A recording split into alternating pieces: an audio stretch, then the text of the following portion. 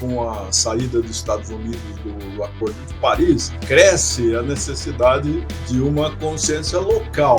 Houve muita promessa, né, William? No momento em que temos negacionismo, temos o interesse econômico imediato ditando as regras, isso é preocupante. A indústria petrolífera, ela tem condições de arregimentar pessoas que vão defendê-la. Você veja a incoerência do Brasil, no ano da COP, insistir na exploração do petróleo na foz do Amazonas e permitir que o Congresso brasileiro aprove o PL da devastação. Eu hoje tendo a acreditar, William, que apenas uma grande catástrofe vai fazer com que o mundo acorde. Pode falar. Olá, começa agora o programa Pode Falar e hoje vamos fazer um balanço da COP30, a Conferência do Clima, sediada em Belém, aqui no Brasil, com a presença do secretário executivo de Mudanças Climáticas da cidade de São Paulo, José Renato Nalini. Nalini, muito obrigado por participar mais uma vez do Pode Falar e falar sobre esse assunto tão importante, né? Tão relevante. Quem está feliz em conversar com você sou eu, William. Eu acompanho todo o seu trabalho e é uma voz que precisa ser mais ouvida aqui no Brasil. Acho que já é bastante. Nossa. Né? Precisamos ganhar escala, vamos ganhar escala. Esse elogio vindo de você, eu agradeço muito, muito, muito. Nalini, para começar, vamos lá. A COP30 foi uma conferência simbólica para o Brasil, né, e para a Amazônia. Que balanço você faz? O que representou a COP30 para o Brasil e para o mundo? Você chegou a ir lá ou não? Não cheguei, William. Eu tive um probleminha aqui de saúde e não fui, mas eu participei durante todo o ano de eventos aqui em São Paulo, em preparação, né? E nós mandamos para a COP um documento muito interessante, que é a questão do protagonismo das entidades subnacionais, né? No momento em que a geopolítica aparentemente retrocedeu, né? Com a participação dos três maiores emissores prejudicada, né? Com a saída dos Estados Unidos do Acordo de Paris, eu acho que cresce a necessidade de uma consciência local. Nós temos de voltar para aquele lema dos anos 70 do século passado, pensar globalmente e agir localmente. E foi isso que nós fizemos aqui em São Paulo. Você fala a ausência dos presidentes, né, dos representantes dos países China, Índia e Estados Unidos, né, nessa COP. Isso. Isso é um sinal, né?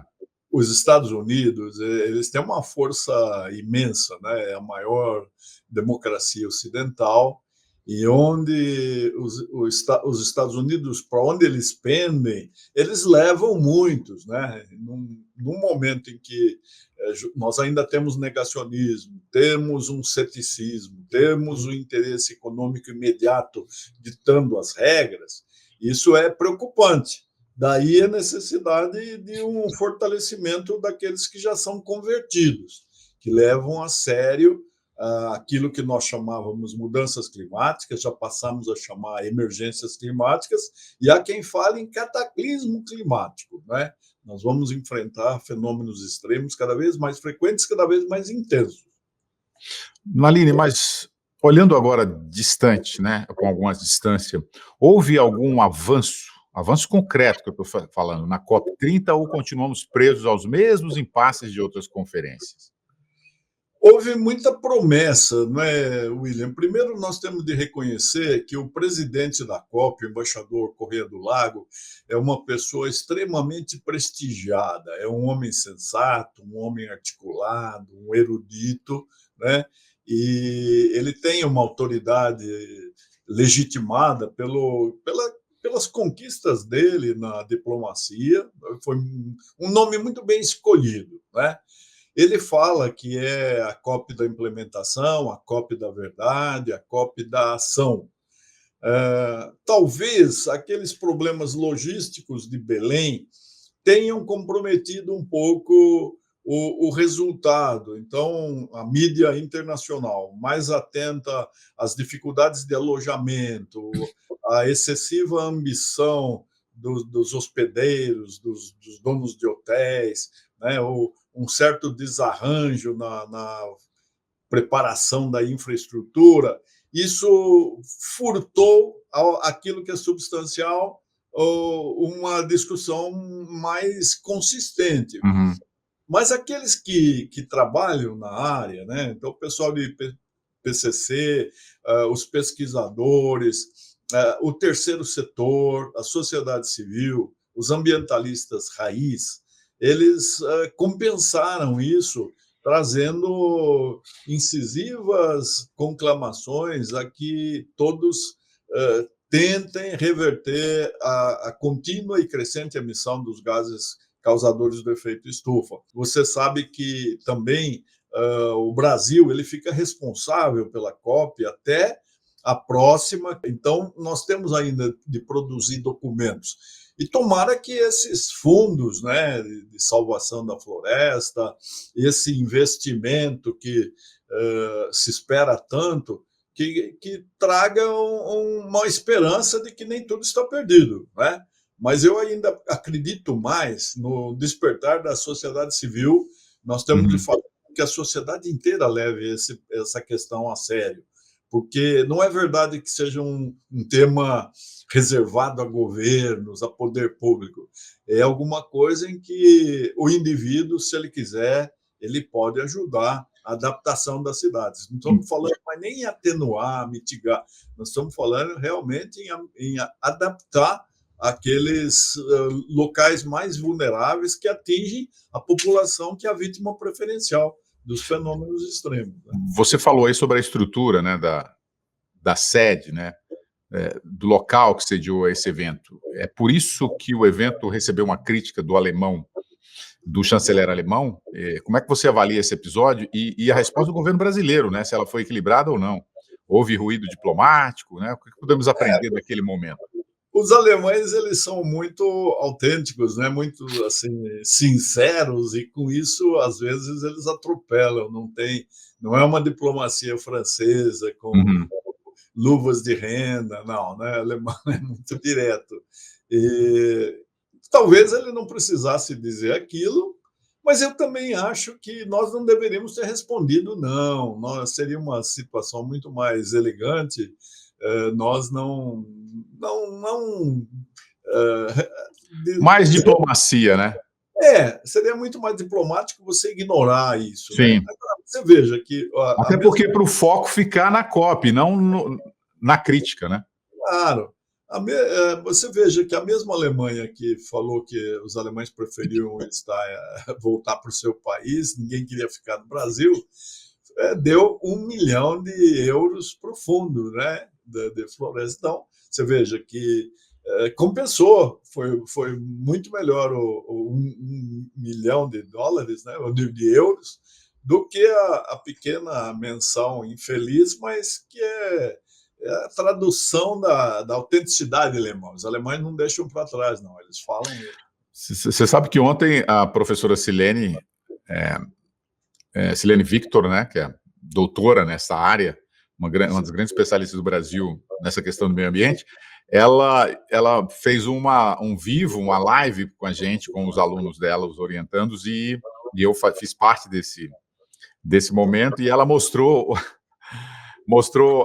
o stand dos alemães e eles comendo pão de queijo e nosso brigadeiro, tá? Então eles gostaram também. Isso aí é conversa. Eu acho que a comunidade internacional, acostumada à sofisticação das últimas 3 COPs, né? Eu estive no Azerbaijão, em Baku, fiquei impressionado com a organização, com a disciplina, com a ordem, com o excesso de zelo, né, na recepção. É lógico que as pessoas que estão acostumadas com isso estranham uma situação como a de Belém, que é o nosso Brasil, né, William? A última vez que eu fui a Belém, eu fui ver o peso, o mercado, e os corvos disputavam os peixes ali junto com os clientes. Os vendedores não sabiam se espantava corvo ou se vendia aquele que queria comprar peixe, né? Então, são espetáculos assim bem folclóricos. Agora, Tem uma vantagem em tudo isso, que é falar: olha, nós discutimos em ambientes refrigerados, com todo o luxo, as questões climáticas, mas veja esse pessoal que está ali na Amazônia tão comprometida. Eu vi a professora Silene falar das organizações criminosas que se sofisticaram tanto, né, que são mais organizadas do que a presença do Estado. É bom que o mundo civilizado tome contato com essa realidade. Muito bem. E por que que a gente vê, Naline, tanta informação distorcida, discurso de descrédito e, inclusive, tentativas, né, de diminuir a importância da COP30, hein? Há uma estratégia global de deslegitimizar a agenda ambiental? Eu acho que um fenômeno que já é bem desvendado, não é mais segredo para ninguém, é que a indústria petrolífera ela tem condições de arregimentar pessoas que vão defendê-la. Né? Não é recente o fenômeno de cooptação de terceiro setor, de formação de entidades que, embora tenham nomes ambientalistas, ecológicos, estão ali para defender a continuidade da fossilização do mundo. Aliás, William, eu falo que nós precisamos desfossilizar a nossa atmosfera, o uso dos combustíveis fósseis, porque quando a gente fala descarbonizar, nós estamos falando na eliminação do carbono, e nós somos feitos de carbono. Então, a se levar muito a sério a descarbonização, nós também teríamos de ser descartados, né? Mas a indústria petrolífera é muito forte, existem interesses econômicos extremamente importantes, intensos, né? Você veja a incoerência do Brasil no ano da COP, insistir na exploração do petróleo na Foz do Amazonas e permitir que o Congresso brasileiro aprove o PL da devastação. São duas coisas que já deslegitimariam o Brasil como anfitrião da COP, né? Uhum. Então, é um interesse econômico, é sempre aquela queda de braço entre os ambientalistas, que são acusados de serem fundamentalistas, né? São xiitas, são sunitas, são radicais, né? E a pauta do ambientalismo é uma pauta de esquerda, o que faz com que a direita, que está muito forte hoje em todo o mundo, se antagonize de imediato com a questão ambiental, porque é uma questão da esquerda. Né? Quando eu acho que a questão do meio ambiente é uma questão humanitária, não tem ideologia, não tem partido, é uma questão de sobrevivência da humanidade. Né? O maior risco a que a humanidade está sujeita é a questão do aquecimento global. Nós não podemos ignorar, né, que aquilo que nós pensávamos fosse acontecer daqui a um século está acontecendo já, e com intensidade, com uma força incrível, né, de uma forma inesperada, mudando climas, né? Quem pode ignorar isso hoje? Então, o negacionismo é um fanatismo, né? Como qualquer fanatismo é uma espécie de doença para a qual não tem vacina ainda, William. Tá. O Naline, você disse aqui, você abordou a questão do crime organizado, né? Que eu até abordei, eu falei sobre isso numa outra entrevista com a Silene Victor. A gente tem muitas reportagens mostrando esse avanço do crime organizado, né? Principalmente do Comando Vermelho ali aliciando garimpeiros, né? Invadindo terras indígenas. Como é que você vê esse tipo de criminalização ambiental poderia afetar, inclusive, a credibilidade do Brasil, né? Que está sediando essa COP?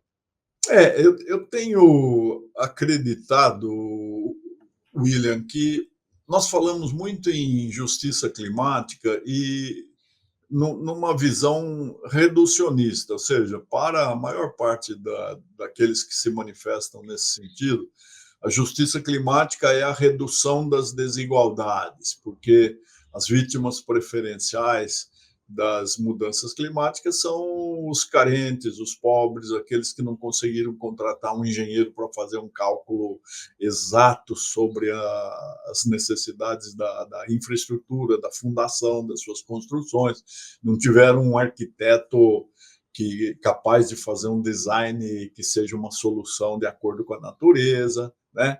Aqueles que habitam as margens das represas, dos córregos, elevações que vão ser geologicamente comprometidas e vão causar desabamentos, deslizamentos, etc.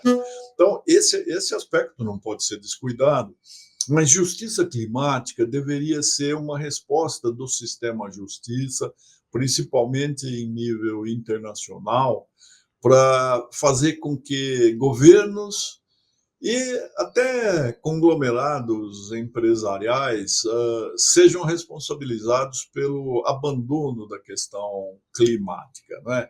Então, um governo que não consegue dominar as facções criminosas, ou que deixa que elas se infiltrem em muitas camadas do próprio governo ou da vida da sociedade civil, é um governo que tem que ser chamado à ordem, né?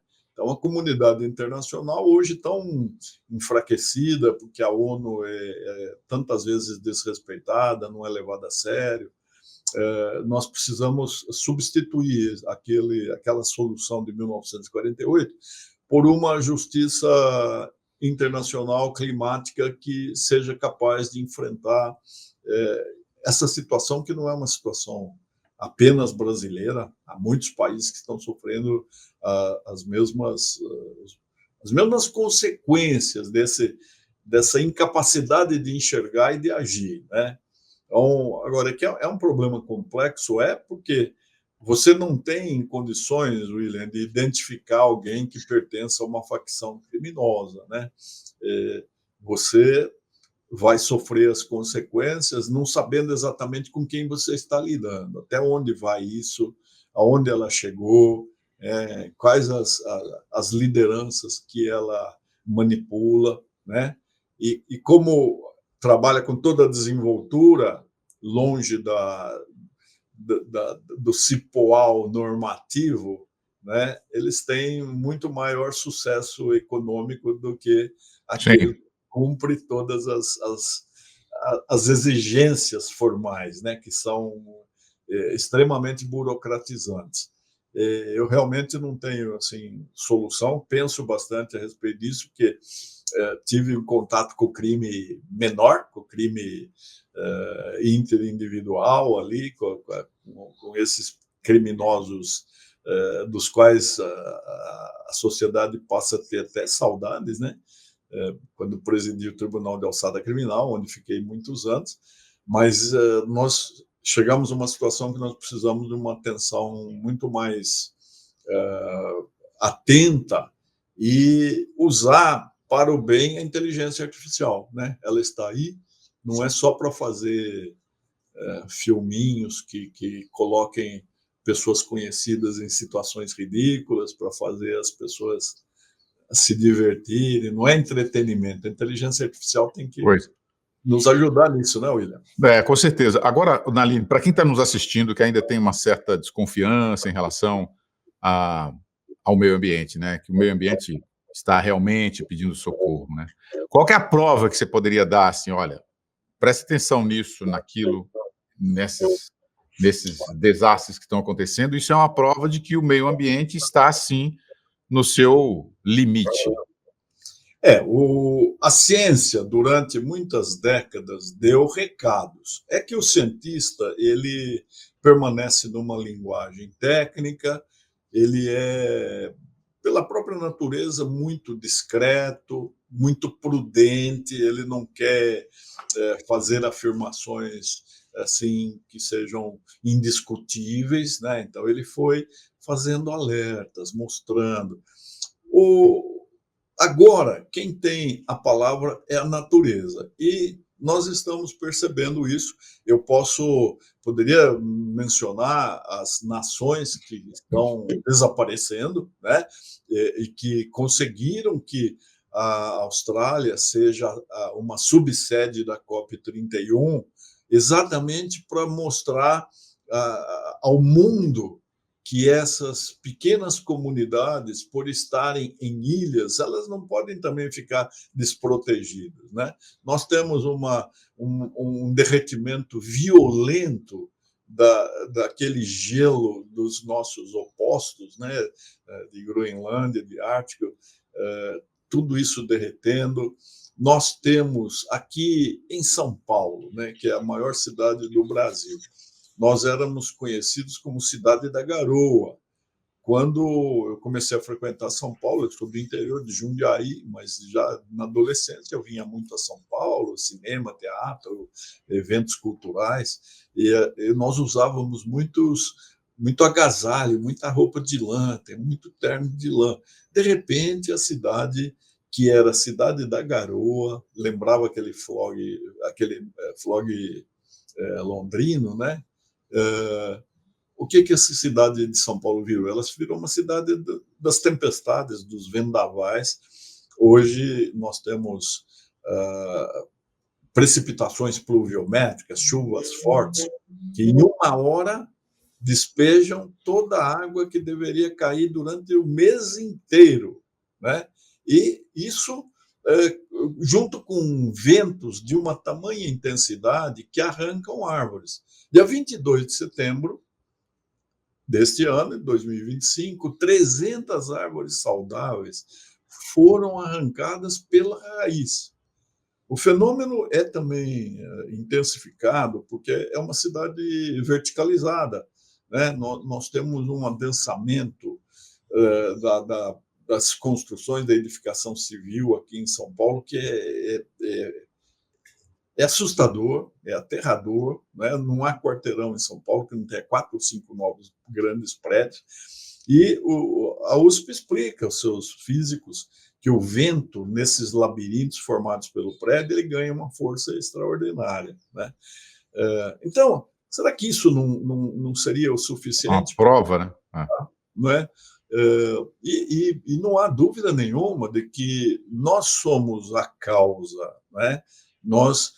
O que nós vemos, por exemplo, com São Paulo e que está acontecendo com quase todas as conurbações brasileiras, né? Daqui a poucos anos, dizem que já em 2030, 90% da população brasileira vai estar conurbada, vai estar em cidade. O campo vai ficando vazio, vai sendo cedido para grandes agronegócios, para o agrobusiness, né? Que não precisa de gente, precisa mais de maquinário, e as pessoas vão se concentrando nas cidades.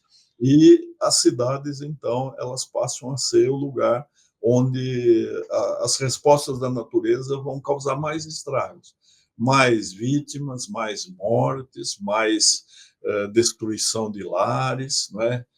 Mais horror, mais catástrofe, mais tragédia. Pois é, Naline, Pensando nisso. Com o avanço da tecnologia, hoje é possível você ficar no campo e ter tudo que os grandes centros te oferecem, né? Eu não sei por que as políticas públicas não trabalham nesse sentido, né? Nós temos internet, temos tudo, inteligência artificial, temos tudo para possibilitar que as pessoas não saiam do campo e se dirijam à cidade por melhores salários, por melhor saúde, né? Podemos levar isso para o campo, né? Agora, continuando com essa questão da desinformação aí, do negacionismo climático, você acha que esses ataques, né, à ciência, ao meio ambiente, eles podem atrasar políticas públicas, Naline? É evidente, né? Porque nós vamos elegendo pessoas que não têm nenhum compromisso a não ser com os seus interesses imediatos, né? Que são interesses econômicos, financeiros, interesses de exercício de poder, de obtenção de vantagens, né? De disputar aquilo que é privilégio em desigualdade de condições, né? Infelizmente, nós sofremos no Brasil, e não é só no Brasil, uma profissionalização da política, né? A política, que é a arte de coordenar a gestão da coisa pública, ela é reservada a pessoas de bem, a pessoas que deixam de lado os seus interesses particulares, exclusivistas, para trabalhar em favor do povo, em favor da coisa pública, né? Mas nós temos tido experiências muito desalentadoras no exercício da política, principalmente em nível federal, né?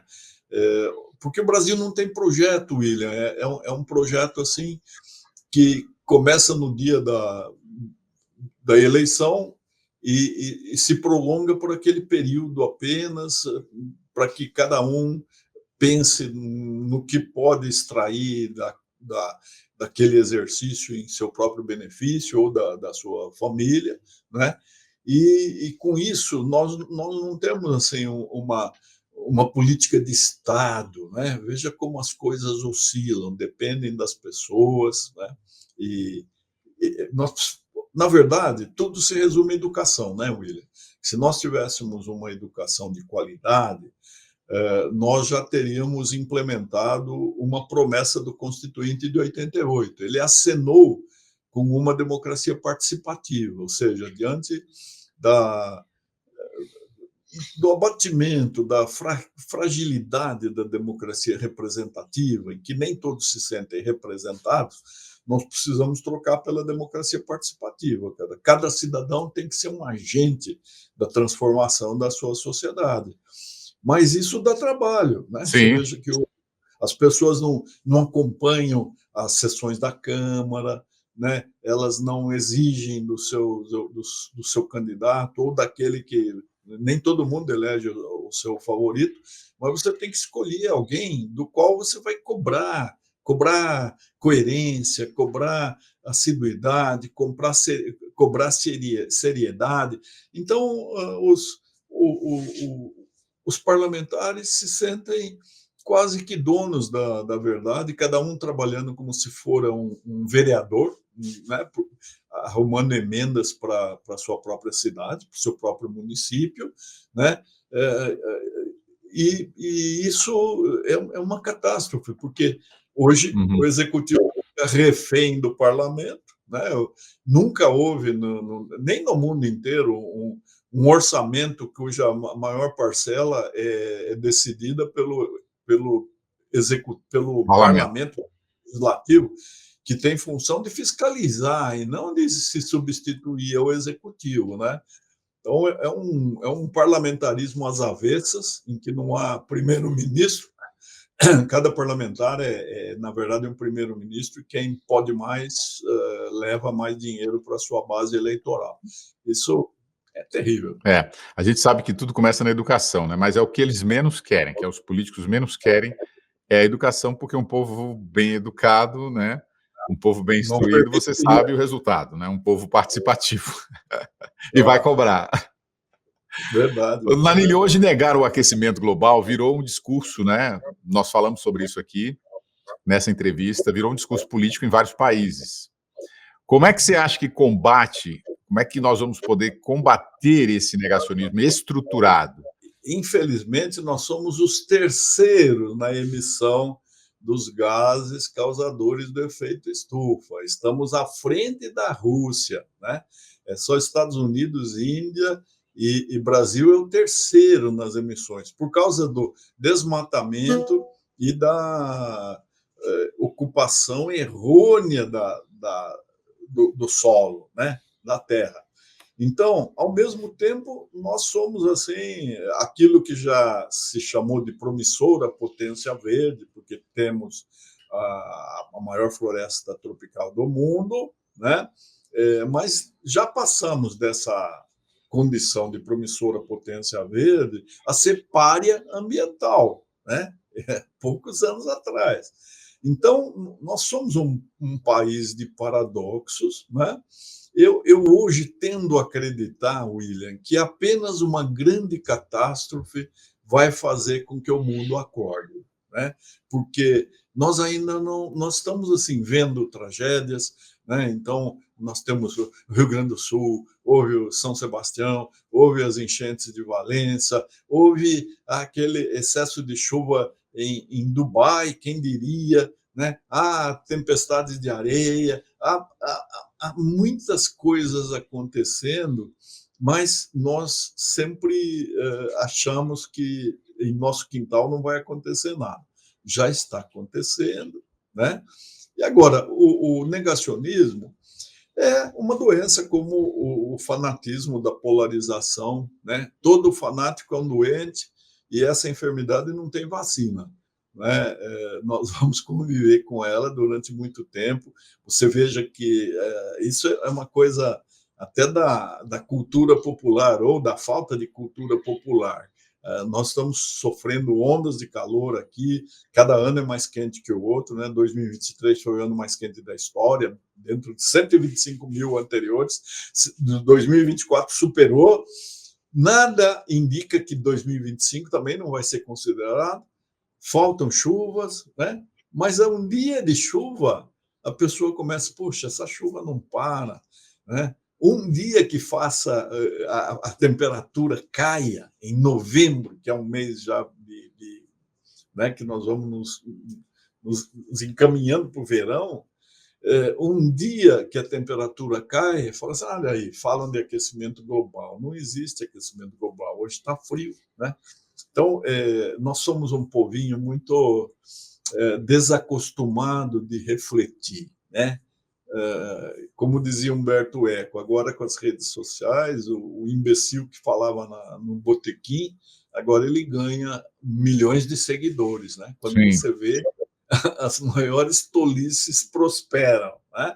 E as coisas sérias nem sempre têm um auditório que preste atenção. Eu tenho experimentado, é lógico que numa parcela minúscula, no microcosmo em que eu atuo, William, eu tenho falado muito, tenho ido a todos os lugares falar sobre isso, sobre o que as pessoas podem fazer para que a cidade sobreviva a esses fenômenos extremos, né? Para meia dúzia, para 20, para 100, para 200, mas o que acontece? Esses núcleos que têm comissões de ouvir, que se propõem a ouvir, eles já são convertidos. É pessoa que já pensa como a gente. Nós não conseguimos furar essa bolha daqueles que estão convencidos de que nós estamos prestigiando as esquerdas, de que o ambientalismo é contra o progresso, de que nós não queremos o desenvolvimento do país, né, que nós somos retrógrados, que nós somos amigos do mico-leão, que vivemos abraçados em árvore e que só pensamos na ararinha azul, né? Esse é alguma coisa que ainda está muito presente, sabe, William? Agora, a reiteração daquilo que tem acontecido vai fazer com que as pessoas pensem se elas estão corretas ou não, né? E acho que a gente tem que continuar na pregação, tem que continuar na conclamação. E eu tenho feito um discursinho, William, que é muito singelo, eu diria até simplório, né? Aqui em São Paulo, nós temos 3 vilões que são os responsáveis pela emissão exagerada dos gases do efeito estufa, causadores do aquecimento global que provocam as mudanças climáticas. O trânsito, 8 milhões de veículos, né, mais 13.300 ônibus movidos a diesel, isso é responsável por 61% das nossas emissões. Agora, você pode fazer alguma coisa? Pode. Você pode usar mais ônibus, mais metrô, deixar um dia sem carro. E, principalmente, os proprietários de carros flex, em vez de continuarem a abastecer com gasolina, abastecer com etanol, né? Porque mesmo esses que poderiam usar o nosso álcool, nossa jabuticaba, que está aí disponível desde há mais de 50 anos, eles continuam abastecendo com gasolina, né? O segundo vilão é a energia estacionária. Nós precisamos cada vez mais de energia. Vamos precisar ainda mais por causa dos data centers, né, que tem uma sede imensa. Então, nós temos que tentar mudar as nossas matrizes para placas fotovoltaicas, usar mais energia eólica, recorrer ao mercado livre, economizar energia, né? Assim como nós temos que economizar água, porque São Paulo vai passar por uma crise hídrica muito grave daqui a pouquinho. E o terceiro vilão, William, que aí eu acho que eu fico até com vergonha da nossa vida atual, da nossa civilização. Eu acabei de voltar da China, fiquei 15 dias na China, e vi que na China não existe um papelzinho jogado no chão, não existe uma garrafa PET desperdiçada, não existe nem bituca de cigarro. A China é hoje um jardim florido, silencioso, porque tudo é movido a eletricidade, enquanto nós aqui em São Paulo produzimos mais de 15 mil toneladas diárias de resíduo sólido, ou seja, de lixo, né? E só 3% chegam à reciclagem. Por quê? Porque as pessoas não separam. Enquanto a Suíça tem um regime sofisticado de coleta daquilo que nós chamávamos lixo, e hoje a gente fala resíduo sólido porque tem valor, né? Pode ser aproveitado, voltar para a economia circular, para a logística reversa. Aqui em São Paulo, só 3% são reciclados. Porque as pessoas não separam, misturam aquilo que é orgânico com aquilo que é seco, e nós estamos só fazendo crescer os aterros sanitários, que são montanhas imensas, aquelas volumes e volumes e camadas de lixo, né, que estão ocupando o quê? Áreas que são ambientalmente aproveitáveis, deviam ser jardim, parque, lago, floresta, e é montanha de lixo. Né? Eu acho que a gente precisaria pensar nisso. Veja que o indivíduo sozinho ele pode fazer em relação aos 3 vilões, ao transporte, energia estacionária e resíduo sólido ou lixo, ele pode ter uma conduta que melhore a situação, né? A gente precisa de mais campanhas educativas, né, para mostrar para esse indivíduo que ele pode fazer isso, né? Então aí nós vamos esbarrar de novo na falta de consciência, na falta de educação ambiental, na falta de políticas públicas, né? E, infelizmente, Naline, o ser humano só age quando o problema virou emergência. Naline, nosso tempo se acabou já. Muito obrigado. Que pena, viu? A meia hora é muito rápido, né? Desculpa se eu falei demais. Não. Né? Eu gosto tanto de você que quando estou perto de você, eu começo a falar. Isso é maravilhoso. Mostra que você é uma pessoa que está na administração, preocupado mesmo com a comunidade, preocupado com a população. Muito obrigado por falar mais uma vez, por nos esclarecer aqui, dar algumas aulas sobre meio ambiente, né? Nada, é uma partilha de angústias, viu, William? Mas é bom compartilhar isso para as pessoas tomarem consciência de que é importante agir, de que é importante fazer alguma coisa para evitar esse ritmo acelerado de destruição do mundo. Muito obrigado, Naline. Quem agradece sou eu. Gostei muito de conversar com você. Desculpe se falei demais, mas eu estou tão enfronhado nesse cataclismo ambiental que agora é mantra. Eu vou falando. Um abração para você. Muito obrigado, secretário. Um abraço. Pode falar.